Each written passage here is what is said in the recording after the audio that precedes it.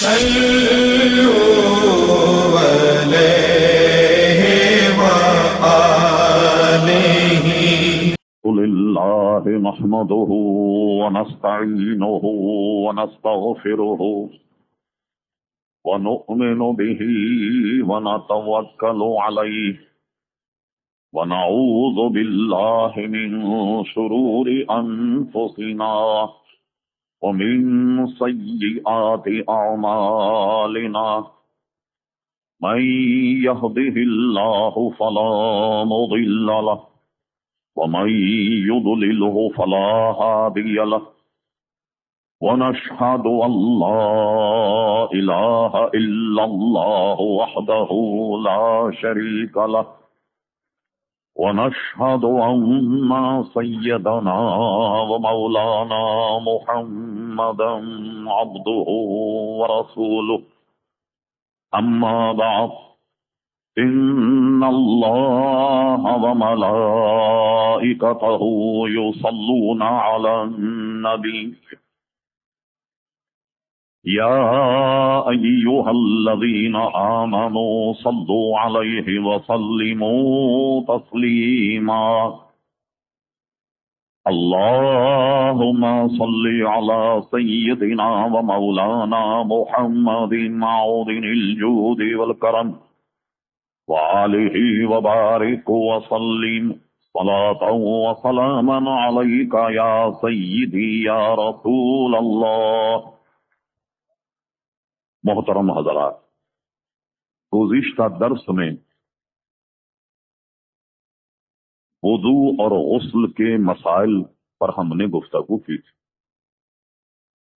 اور یہ عرض کیا تھا کہ وضو میں 4 فرض ہیں اور ہر ایک کی مختصر تعریف. اسی طرح غسل میں 3 فرض ہیں اور اس کی اپنے اپنے طور پر احتیاطیں اور اس سے متعلق مسائل آپ حضرات نے سماعت فرمائے، جس کا نچوڑ یہ تھا کہ غسل اور وضو جب تک اس سے سیکھا نہ جائے کسی عالم سے، اس کی باریکیاں اور اس کی احتیاطیں آدمی کے علم میں نہیں رہیں. اور دوسری بات یہ کہ جب تک ان اعضاء کو جن کا بیان ہم نے کیا، خصوصی طور پر جب تک وہاں پانی نہ پہنچایا جائے، احتیاط نہ برتی جائے، تو وضو اور غسل نہیں ہوتا. اور جو احتیاطیں برتنی چاہیے یا جو سہو اور سستی ہم سے ہوتی ہے، ان کی بھی ہم نے نشاندہی. اور یہ گفتگو یہ تھی شروعات اس کی کہ نماز کی پہلی شرط طہارت ہے. بغیر طہارت کے نماز نہیں پڑھ سکتے.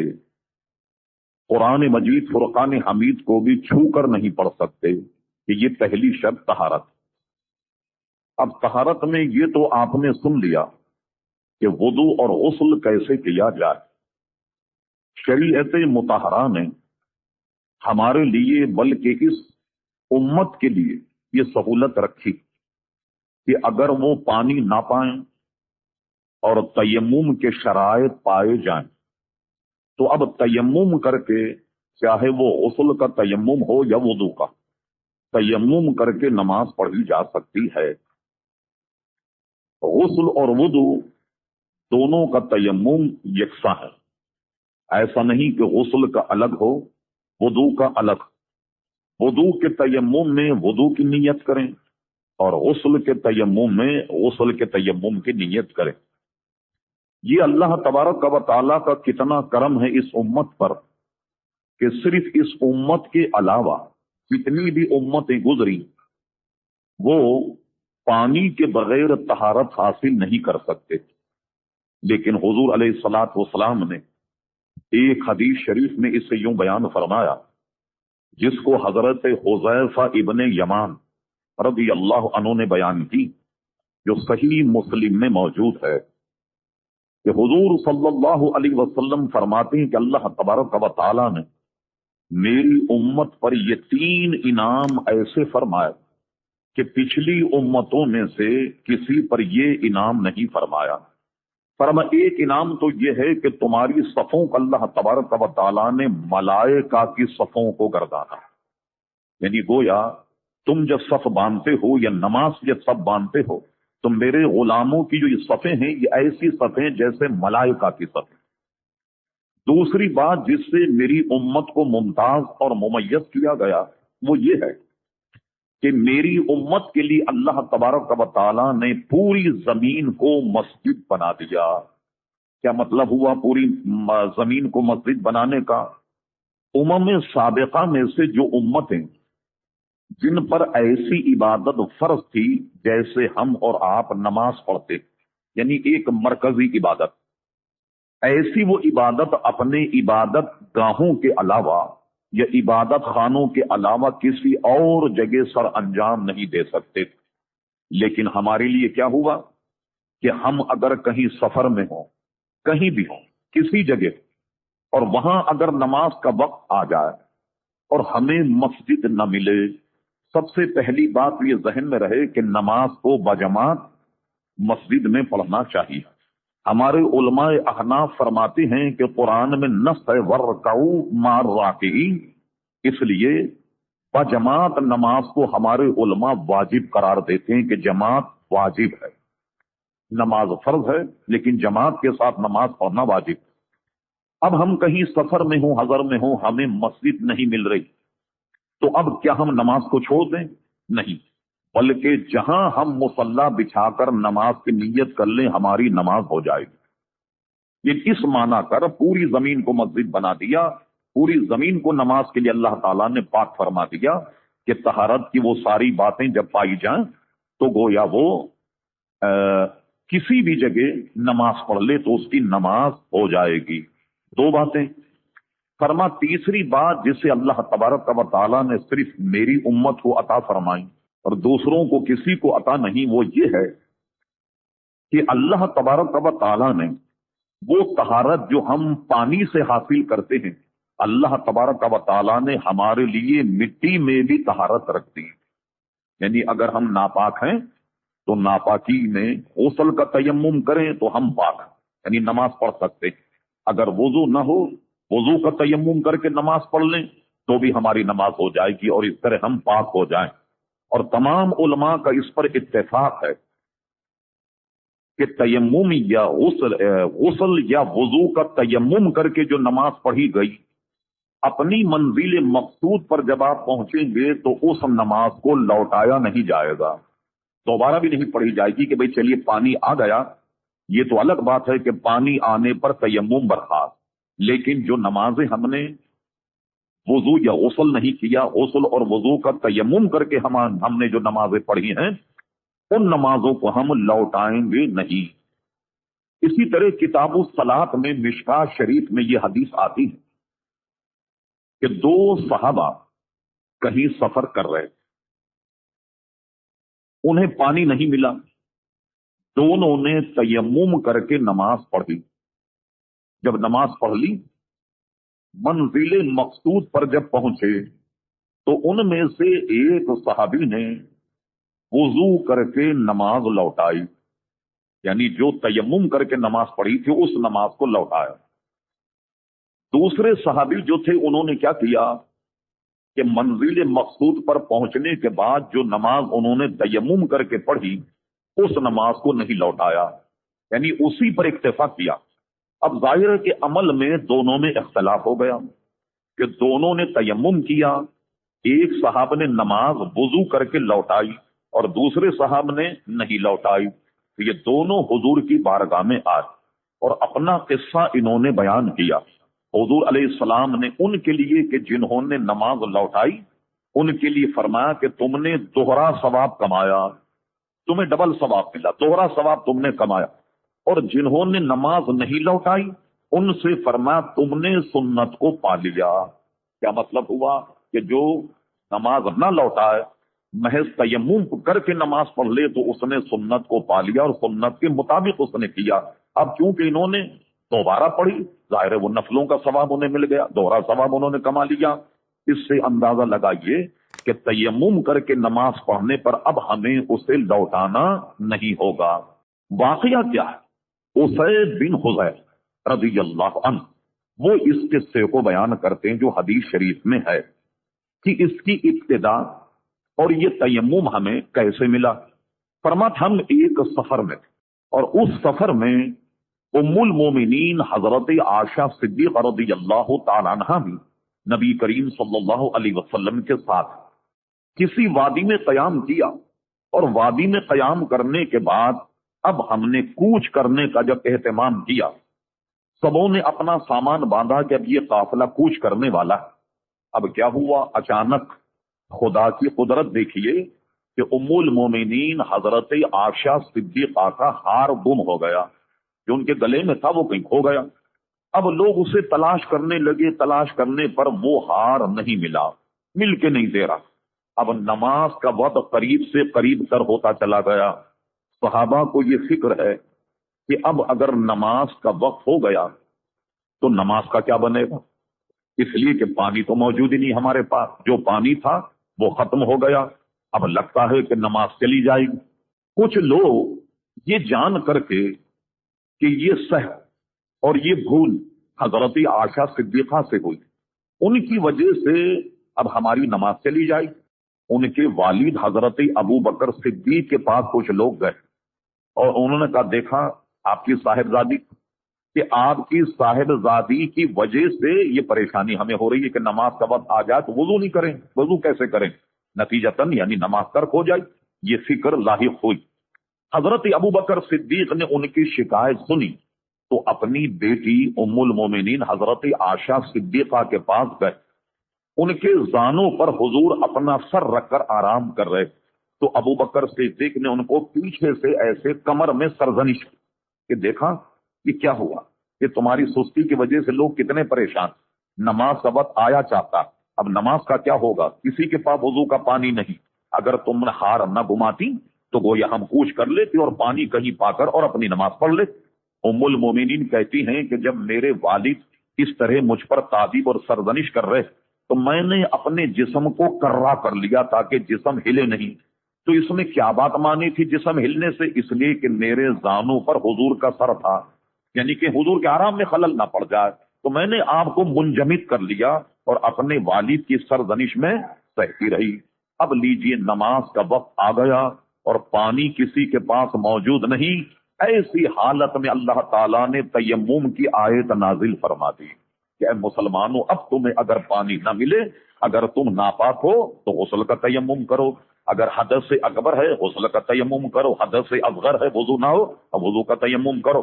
اس آیت کے نازل ہونے پر صحابہ اتنے خوش ہوئے کہ حضرت ابو بکر صدیق رضی اللہ عنہ کے پاس ابھی تو شکایت لے کے آئے کہ تمہاری بیٹی کی وجہ سے یہ پریشانی ہو رہی، اور اب کہنے لگے ابو بکر تمہیں مبارک ہو، یہ تمہاری آل کی برکت ہے کہ ہمیں تیمم مل گیا، یعنی یہ آپ کی بیٹی ہیں تو یہ آپ کی آل کی برکت ہے کہ جس سے ہمیں تیمم مل گیا۔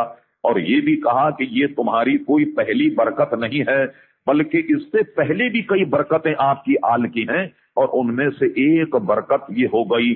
یہ ہے وہ قصہ کہ جس پہ مسلمانوں پر تیمم کی آیت نازل ہوئی، اور اب مسلمان کسی جگہ سفر کریں جہاں پانی نہ پائیں تو تیمم کر کے اب وہ نماز پڑھ سکتے ہیں۔ اب آئیے تیمم کیا ہے؟ محترم حضرات، آپ کے ذہن میں یہ رہے کہ تیمم عموماً مٹی سے کیا جاتا ہے، بلکہ تیمم ہر اس چیز سے جائز ہے جو زمین کی جنس ہو۔ مثلا ہم صرف یہ سمجھتے ہیں کہ مٹی سے تیمم کیا جائے، بلکہ مٹی سے نکلنے والی جتنی بھی معدنیات ہیں، جو چیزیں مثلا عتیق ہے، ڈائمنڈ ہے، دال ہے، فیروزہ ہے، یہ جو نگینے وغیرہ جو نکلتے ہیں زمین سے، ان سے بھی تیمم جائے۔ پتھر ہے، یہ ماربل ہے، اگرچہ اس پہ بظاہر مٹی لگی ہوئی نہیں لیکن اس سے بھی تیمم کیا جا سکتا ہے۔ آپ سن کر حیران ہوں گے، اعلی حضرت فاضل بریلوی رحمت اللہ تعالی علیہ سوال ہوا فتاوی رضویہ کی پہلی جلد میں یہ بات، کس سے کیا جائے؟ تو سبحان اللہ، تیمم کس سے کیا جائے اور کس سے نہ کیا جائے؟ آپ حیران ہوں گے کہ اعلی حضرت فاضل بریلوی نے زمین سے نکلنے والی معدنیات کی 310 قسمیں گنائیں، 310 قسمیں گنوائیں، اور پھر اس پر الگ الگ حکم لگایا کہ یہ زمین سے نکلنے والی کون سی شے ایسی ہے جس سے تیمم کیا جا سکتا ہے اور جس سے تیمم نہیں کیا جا سکتا، الگ الگ اس کے احکامات الگ بیان فرمائے۔ تو بے شمار زمین کی ایسی چیزیں جس سے تیمم جائز ہے، اور ویسے عام طریقے سے مٹی سے یا پتھر سے یا ماربل قسم کے جو آج کل پتھر ہیں، یہ بھی اصل میں جنس ان کی پتھر اور زمین ہی کی ہے، اس لیے ان سے بھی تیمم کیا جائے گا۔ اب آئیے تیمم کب کیا جائے؟ تو پرانا میل جو 1700 گز سے کچھ زائد ہوتا، اس میل کے حساب سے علماء نے لکھا کہ آدمی کہیں سفر میں اپنے آپ کو پائے، یا اس کا خود تجربہ ہو، یا کوئی آدمی اسے یہ بتا دے کہ اس کے آگے، اس کے پیچھے، اس کے دائیں، اس کے بائیں ایک ایک میل مربع میں اگر پانی نہیں پایا جائے، اب ایسی صورت میں تیمم کر کے نماز پڑھی جا سکتی ہے۔ اگر کوئی آدمی نہیں جانتا تو پہلے پانی تلاش کرے، خود اپنا تجربہ ہو کہ بھئی پانی قریب نہیں ہے، یا کسی سے پوچھے کہ بھئی یہ پانی کہاں ہے، وہ بتائے کہ صاحب یہاں سے تو 1.5 میل یا 2 میل کے فاصلے پر پانی ہے۔ تو 1 میل کے فاصلے میں دائیں بائیں آگے پیچھے اگر پانی موجود نہ ہو تو اب اس کو چاہیے کہ زمین سے تیمم کرے، یا زمین کی ان چیزوں سے جن سے تیمم جائے۔ غسل اگر ہو، فرض ہو جائے، غسل کا تیمم کرے، وضو اگر فرض ہو تو وضو کا تیمم کرے، اور اس کے بعد بغیر تردد کے وہ اپنی عبادت یعنی نماز بھی پڑھ سکتا ہے، نوافل بھی پڑھ سکتا ہے، قرآن مجید کی تلاوت بھی کر سکتا ہے، یعنی وہ سارے کام جو غسل اور وضو کر کے کیے جاتے ہیں پاکی میں، وہ سارے کام جو ہیں وہ تیمم کر کے کیے جا سکتے ہیں۔ اور یہ سہولت اللہ تبارک و تعالیٰ نے اس امت کو عطا فرمائی۔ اور اس کا ایک نقطہ یہ ہے کہ نماز ایک ایسی عظیم و شان عبادت ہے کہ پانی اگر نہ بھی ملے تو نماز نہیں چھوڑیں گے بلکہ تیمم کریں گے۔ فتاوی رضویہ میں کوئی صاحب اگر تحقیق کرنا چاہے، فتاوی رضویہ پہلی جلد میں اعلی حضرت فاضل بریلوی نے 230 قسمیں ان کی گنوائی، 230 کہ کہاں کہاں تیمم کیا جائے۔ اچھا، اس میں وہ قسمیں ہیں کہ پانی ہوتے ہوئے بھی تیمم جائے، یہ تو ہم نے پہلی صورت بتائی کہ پانی نہیں ہے اور تیمم کیا جائے۔ بعض صورتیں ایسی ہیں کہ پانی موجود ہے لیکن تیمم کیا جائے۔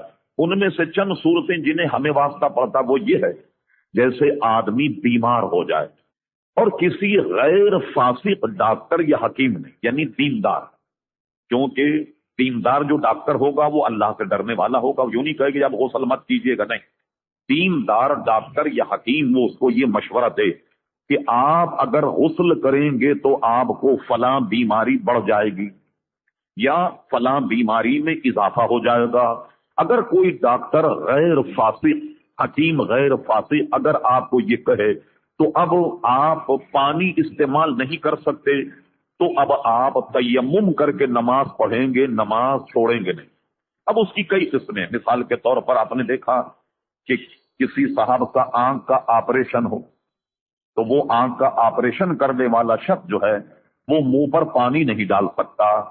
کتنے اعضاء دھونے ہیں، یعنی صرف مکمل تیمم، جتنے اعضاء کو دھو سکتا ہے ان اعضاء کو دھوئے اور پھر تیمم کرے، کیونکہ منہ پہ اگر پانی ڈالے گا تو آنکھ کی بینائی کا مسئلہ ہے۔ اسی طریقے سے اگر کہیں ڈاکٹر یہ کہے کہ سر پہ پانی ڈالنے سے بیماری بڑھ جائے گی تو سر کو چھوڑ کر گویا غسل کرے، اور جہاں بیماری بڑھنے کا خطرہ ہے ان مقامات پر آدمی مسح کرے، یا بعض صورتوں میں ہے غسل کرنے کے باوجود بھی تیمم کرے۔ یعنی یہ وہ صورتیں ہیں کہ پانی موجود لیکن تیمم کر سکتا۔ اب اس کی سینکڑوں صورتیں اعلی حضرت نے لکھی، مثلا کہ کنواں ہے، پانی موجود ہے، نماز کا وقت ہو گیا، اب اس میں ڈالنے کے لیے ڈول نہیں ہے، اب تیمم کرے۔ یا ایسی کئی قسمیں، پانی اندر رکھا ہوا، اس کی چابی کہیں گم گئی، پانی موجود ہے، اب بھی تیمم کرے، نماز پڑھے۔ ہر حالت میں اسے نماز پڑھنی ہے اور کسی حالت میں بھی وہ نماز نہیں چھوڑے گا۔ اسی طرح آپ نے دیکھا ہارٹ یا اس قسم کے موذی امراض، اللہ تبارک و تعالی ہر مسلمانوں کو محفوظ رکھے، اس میں ڈاکٹر کہتے ہیں کہ بالکل آپ زمین پر قدم نہیں رکھیں، اتریں گے نہیں بالکل بستر سے، ورنہ آپ کو ہارٹ اٹیک ہو جائے گا، دوسرا دورہ پڑ جائے گا۔ ایسی صورت میں مریض اپنی چارپائی سے نہیں اٹھ سکتا، ایک ہاتھ قدم بھی نہیں چل سکتا۔ ایسی صورت میں صورت تو یہی ہے کہ کوئی اور صاحب اسے وضو کروائیں، یعنی کوئی تشلا یا کوئی ایسی چیز رکھیں، کوئی دوسرا آدمی ان کو وضو کرائے۔ فرض کریں کہ کوئی مددگار نہیں، یہ اٹھ کر جا بھی نہیں سکتے باتھ روم وضو کرنے کے لیے، ایسی صورت میں بھی یہ نماز نہیں چھوڑیں گے، بلکہ اپنے پاس مٹی یا کوئی پتھر ایسا رکھ لیں جس سے تیمم جائز ہو، تو اب یہ وہیں اپنے بستر پر تیمم کر کے اگر کھڑے ہو کر نماز پڑھ سکتے ہیں فبہا، ورنہ لیٹ کر نماز پڑھنا ہو کہ کھڑے ہونے کا ان کے لیے مضر ہے، چاہے وہ لیٹ کر ہی نماز پڑھے، لیکن تیمم کر کے اور ایسا شخص بھی نماز پڑھ سکتا ہے۔ اب یہ حسب حال ہے، جیسا آپ کا حال ویسا مسئلہ۔ ہم نے تو چند مسائل کی نشاندہی کر دی کہ یہاں یہاں جو ہے وہ تیمم کیا جائے۔ اب آئیے تیمم کا طریقہ کیا ہے؟ ظاہر ہے کہ اب نماز کا وقت آ گیا، یہ بھی پتا ہے کہ تیمم کر کے نماز پڑھی جائے، تو اب تیمم کا طریقہ کیا ہے؟ ایک صاحب نے ہم سے پوچھا کہ بھئی وہ ہم پر غسل فرض ہو گیا، ہم نے تیمم کیا تو معلوم ہوا کہ انہوں نے سارے بدن پر مٹی مل لی۔ وہ سمجھے شاید غسل کا تیمم ایسا ہی ہوتا ہے کہ پورے بدن پر مٹی مل لی جائے، ایسا نہیں۔ جیسے وضو کے لیے آپ ہاتھ جو ہے یہ آستین چڑھاتے ہیں، اس طریقے سے آپ اپنے ہاتھوں کو گویا آستین وغیرہ جو ہے اس کو چڑھا لیں۔ چڑھانے کے بعد اس میں نیت شرط، بغیر نیت کے نہیں ہوگا۔ نیت کریں اور نیت کرنے کے بعد اپنے ان دونوں ہاتھوں کو زمین پر ماریں۔ زمین پر یا مٹی پر مارنے کے بعد اگر مٹی آپ کے ہاتھوں میں لگ گئی تو علماء نے اسے مسنون لکھا کہ اس طریقے سے ہتھیلیوں کو مار کر اس مٹی کو جھاڑ لیں۔ اب اس مٹی کو جھاڑ لیں۔ اب یہ ہے جناب، صرف دو ہاتھ آپ نے مٹی میں لگائے اور مٹی اگر ہاتھوں میں سن گئی تو اس کو اس طریقے سے جھاڑ لیں کہ تالی نہ بجے۔ اب جھاڑنے کے بعد میں پورے منہ پر آپ ہاتھ پھیریں جیسے کہ وضو میں پھیرا جاتا ہے، ایک مرتبہ سارے منہ پر ہاتھ آپ پھیر لیجیے۔ اب جو ہاتھ آپ نے مٹی میں مارا، مٹی میں سنا کے اور لگا کر اپنے چہرے پر پھیر لیا، اب کیا ہوگا؟ ہاتھوں پر مٹی کا ہاتھ پھیرنے کے لیے تیمم کرنے کی دوبارہ ہاتھ مٹی پر مارے۔ دوبارہ مٹی پر مارنے کے بعد مٹی کو اس طریقے سے جھٹک لیں، اور جھٹکنے کے بعد یہ دیکھیے میرے ہاتھ اس طریقے سے اپنی انگلیوں کو ایسے لے جائیے پیچھے تک، کیونکہ کونی سمیت ہونا ہوتا۔ اب کیا کریں کہ اس طریقے سے اب ہاتھ کو واپس لائیے، اسی طریقے سے ایسے لے جائیے، پھر ہاتھ کو واپس لائیے، اور اس کے بعد میں یہ دو چیزیں تیمم میں ہیں۔ اب اس میں احتیاط کیا ہے؟ تبیان الوضو جو اعلیٰ حضرت کا پورا رسالہ یا فتاوی رضویہ کا یا بہار شریعت وغیرہ، اور یہ ساری ان کتابوں کا نچوڑ ہے جو عالمگیری ہے، شامی ہے وغیرہ وغیرہ، ان سب کتابوں کے نچوڑ اس میں ہے، اور ان نچوڑ میں سے ہم کچھ باتیں بیان کر رہے ہیں۔ جیسے ہم نے کل آپ کے سامنے وضو اور غسل کی احتیاطیں بیان کی، اسی طریقے سے تیمم کی احتیاطیں۔ ایک تو یہ کہ انگوٹھی اتار لی جائے۔ ظاہر ہے کہ جب آپ انگوٹھی پہنے رہیں گے تو وہاں تیمم والا ہاتھ نہیں لگے گا، انگوٹھی اتار لی جائے، اور اس کے بعد جب ہاتھ پھیریں آپ تو یہ دیکھیے یہاں بھی ہاتھ اندر انگلیوں میں خلال بھی کیجیے، اس طریقے سے خلال بھی کیجیے، اور اس کے بعد عموماً ایسا ہاتھ پھیرنے میں ناخنوں پر ہاتھ نہیں لگتا، لہذا ناخن پر بھی تیمم کا ہاتھ پھیریں تاکہ اچھی طریقے سے وہ اعضاء جو وضو میں دھونے فرض ہیں ان پر آپ کا تیمم والا ہاتھ لگ جائے۔ اس طریقے سے کرنے میں خاتون اگر نت پہنی ہوئی ہے ظاہر اس کو نکالنا ہوگا تاکہ اس کے نیچے کی جگہ بھی بغیر تیمم کے نہ رہ جائے، وہاں بھی تیمم کا ہاتھ پھیرنا ہوگا۔ اچھا، کان وغیرہ اس سے استثناء، اس لیے کہ تیمم میں کان پر ہاتھ پھیرنے کی ضرورت نہیں۔ جیسے میں نے وضو میں کہا کہ لوگ آنکھ بہت زور سے بھینچ کر کے پانی مارتے ہیں جس سے یہ آنکھوں کی پلکوں کے اوپر کی لکیریں جو ہیں یہ خشک رہ جاتی، اسی طرح تیمم میں بھی آپ اپنے آنکھوں کی اس طرح کھول کر کہ تاکہ یہ یہاں کوئی سلوٹ نہ رہے، اس طریقے سے آپ ہاتھ جو ہے وہ آنکھوں پر بھی ماری۔ اب دیکھیے جب آپ نے تیمم کا ہاتھ ایسے پھیرا یوں، اب اس میں دو چیزیں اور رہ گئیں، جیسے ناک، اس طریقے سے ناک پر بھی آپ ہاتھ لگائیے تیمم کا، تاکہ یہاں بھی تیمم ہو جائے۔ منہ جب بند رہتا ہے، بند رہنے میں جو ہونٹ مکشوف ہیں، نظر آتے ہونٹ، ان پر بھی احتیاطاً ہاتھ پھیر لیں، تاکہ کوئی جگہ ایسی بھی نہ رہے کہ جس پر تیمم کا ہاتھ نہ پھیرا گیا ہو۔ یہ ہے تیمم کا مختصر طریقہ، اور یہ اس کی احتیاطیں ضرورت کے مطابق میں نے بیان کر دی۔ اب اس سے متعلق کوئی اور مسئلہ آپ دریافت کرنا چاہیں تو انشاءاللہ وہ بتا دیا جائے گا۔ اور تمام تر گفتگو کا نچوڑ یہی ہے کہ نماز ایک ایسی عظیم الشان عبادت ہے کہ غسل نہ ہو تب بھی تیمم کر کے پڑھی جائے گی، وضو نہ ہو تب بھی تیمم کر کے پڑھی جائے۔ اگر آپ بیمار ہو، وضو نہیں کر سکتے، ایسی صورت میں بھی تیمم کریں۔ اٹھ نہیں سکتے، ہل جل نہیں سکتے، تیمم کر کے پڑھیے۔ بیٹھ کر نہیں پڑھ سکتے، لیٹ کر کے پڑھیے۔ کھڑے ہو کر نہیں پڑھ سکتے، بیٹھ کر پڑھیے، لیکن نماز کسی حالت میں چھوٹے نہیں۔ یہ ساری احتیاطیں شریعت نے اس لیے قائم کی۔ اب آئیے کچھ جو سوالات آپ نے کیے تو ان میں نے دو کے جوابات تو کل دے دیے تھے، اور اس کے بعد آج یہ سوال کیا گیا نماز جنازہ کی نیت اور طریقہ بتائی۔ دیکھیے ایک تو یہ ہے کہ میت کو غسل دینا، کفن دینا یہ ضروری، اور میت جو ہے جب وہ سامنے رکھی جائے تو امام میت کے سینے کے بالمقابل کھڑا، تمام صفیں باندھی جائیں۔ صفا باندھنے کے بعد نیت کی میں نے اس نماز کی نماز جنازہ فرض کفایہ، ٹھیک ہے نا، فرض کفایہ، درود واسطے نبی کریم صلی اللہ علیہ وسلم کے، دعا اس میت کے لیے، ماں چار تکبیروں کے پیچھے اس امام کے منہ طرف کعبہ شریف۔ نماز جنازہ فرض کفایہ ہے، 2 4 10 20 آدمی بھی پڑھ لیں تو سب کی سبکدوشی ہو گئی، اور اگر پورے محلے اور آبادی میں کسی نے بھی نماز جنازہ نہ پڑھی تو یہ سب کے سب گناہگار ہوں گے۔ نیت کریں، اور نیت کے بعد میں عموماً دیکھا گیا کہ لوگوں کو اس کی دعائیں یاد نہیں، جو دعا پڑھی جاتی وہ یاد نہیں ہے، طریقہ یاد نہیں۔ تو اب اگر کوئی صاحب خدا نہ خواستہ ان کو دعا یا درود شریف یا اور معاملات یاد نہیں نماز جنازہ کے، تو اب آپ ایسا کریں کہ امام کے ساتھ کھڑے ہو کر 4 تکبیریں امام کے ساتھ کہہ لیں تو نماز جنازہ کا ثواب آپ کو بھی مل جائے گا۔ خدا نہ خواستہ کسی ایسی جگہ، اور اب تو ایسا ہونے لگا، یہ ہماری بدقسمتی کہیے کہ اب تو ایسا ہونے لگا کہ کہیں محلے میں انتقال ہو جائے اور مولانا صاحب نہ ہوں تو نماز جنازہ پڑھانے والا نہیں، مؤذن بھی نہ ہو، یا ایسی آبادی میں ہوں کہ جہاں مسجدیں نہیں ہیں تو اب سونا صاحب کیا کیا جائے؟ دونوں کام بڑے دشوار ہو گئے، یعنی میت کو غسل دینا، نماز جنازہ۔ چلیے نماز جنازہ تو شاید کوئی مل جائے پڑھا دے کہ ہم نے دیکھا، مگر میت کو غسل دینا یہ بھی بالکل نایاب ہو کر کے رہ گیا۔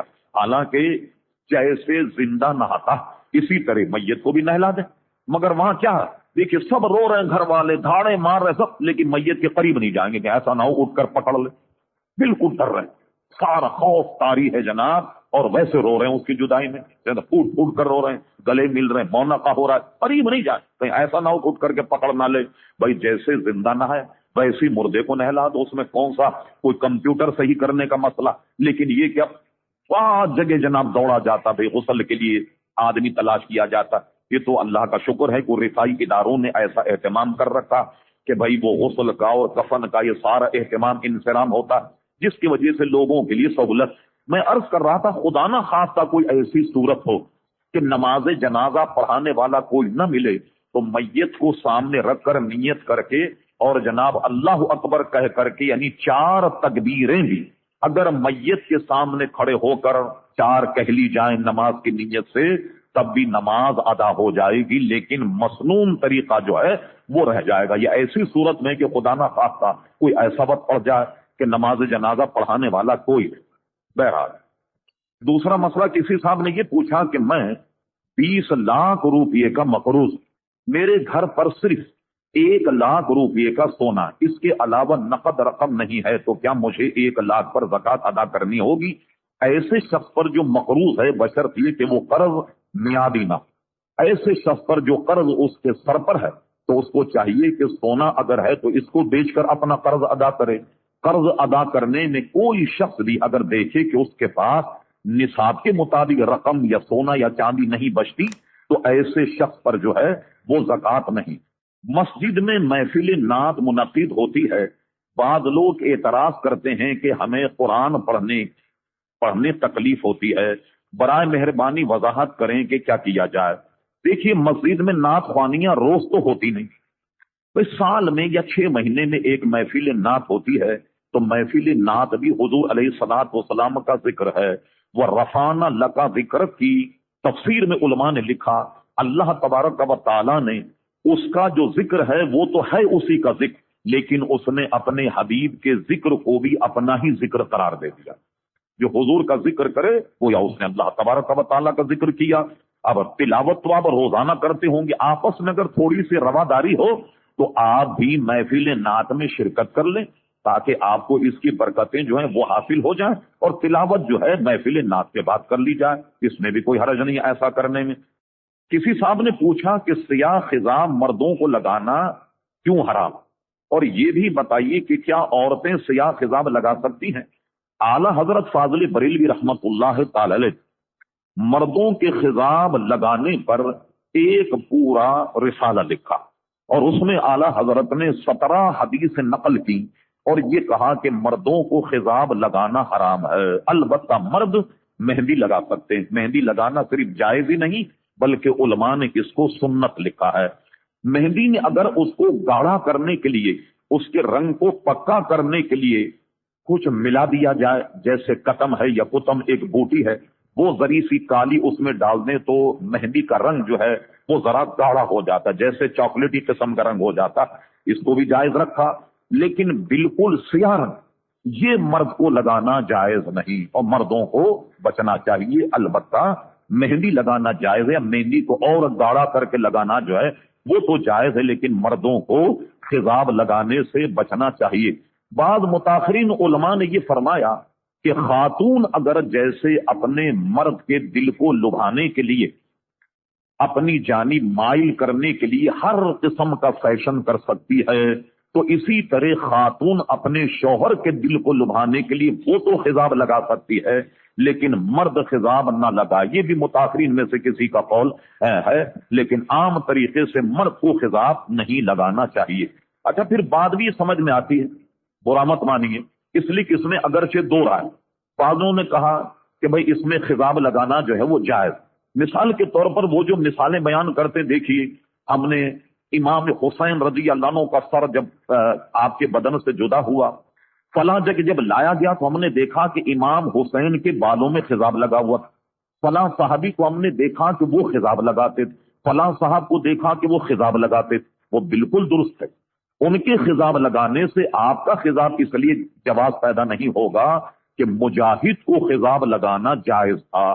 जिस जमाने में कुफार मुशरिकीन से जंगें होती तो मुसलमान अपने आप को जवान बताने के लिए, सामने वाले पर रोब डालने के लिए वो खिजाब लगाया करते थे, तो मुजाहिदीन को खिजाब लगाना जायज था। इसलिए साहबा इकराम अलैहिम रिदवान की अगर मिसालें पेश की जाएं तो वो तो कुफार मुशरिकीन से उनका आमने सामने दू बदू मुकाबला और जंग होता, उनके लिए खिजाब जायज था। अब आप कहें मुजाहिद खिजाब लगा, चुपचाप से मोर्चे में बैठे हुए, ना एक फायर आपने किया और सामने वाला आदमी मर गया, ना जवान का पता लगता है ना बूढ़े का पता लगता, सबकी बंदूक में कारतूस में एक ही किस्म की ताकत है। ये जब तलवार लेकर सामने मुकाबला करते तो मद्दे मुकाबिल पर रोब डालने के लिए कि मैं जवान हूं, इसलिए उन पर खिजाब जो है वो जायज था। तो आला हजरत फाजिल बरेलवी ने इस मसले में यही फरमाया कि मर्द खिजाब न लगाएं, बल्कि उसमें एक हदीस तो आला हजरत ये भी नकल फरमा दी कि जो आदमी खिजाब लगाएगा कल कयामत में उसका मुंह काला करके लाया जाएगा। एक ये रिवायत। अच्छा, फिर आप जरा प्रैक्टिकल देखें, गौर कीजिए, आप एक आदमी के मुंह में दांत नहीं, जनाब उसके चेहरे मोरे से पता लग रहा है कि 60 65 70 बरस का है, खाली दिल बहलाने के लिए खिजाब लगा रहे हैं, अपने आप को भी धोखा दे रहा है। और कीजिए, कोई उसमें कोई फायदा उसमें नजर नहीं आता। आला हजरत फाजिल बरेलवी से एक रिसाला तो ये है, मलफूजात में है कि पूछा कि हजरत खिजाब लगाना कैसा, तो आला हजरत ने फरमाया कि बूढ़ा बैल अगर सींग कटवा ले तो क्या बछड़ा बन जाएगा? भाई किसी बूढ़े बैल के अगर सींग काट दिए जाए तो क्या वो बछड़ा बन जाएगा? इसलिए बेहतर यही कि ना लगाया जाए। लेकिन मैंने अपनी राय का इजहार कर दिया, اس میں بعض علماء نے اختلاف کر کے اگرچہ انہوں نے جواز کا فتویٰ دیا ہے، لیکن ہماری اہل سنت و جماعت کی عظیم درسگاہ دارالعلوم امجدیہ سے بھی یہی فتویٰ جاری ہوتا ہے کہ مرد کو خضاب نہیں لگانا چاہیے۔ ایک مسئلہ ایک صاحب نے پوچھا، وہ یہ ہے کہ وہ زکوٰۃ وغیرہ کی مت سے غریبوں کے لیے وہ کہیں آئی کیمپ لگایا جاتا تاکہ غریبوں کی آنکھوں کا علاج ہو۔ دیکھیے، میں نے زکوٰۃ کے مسائل میں عرض کیا کہ زکوٰۃ اس وقت ادا نہیں ہوگی جب تک تملیک نہ پائی جائے، یعنی زکوٰۃ لینے والا لے کر اسے جب تک قبول نہیں کرے گا اس وقت تک زکوٰۃ ادا نہیں ہوگی۔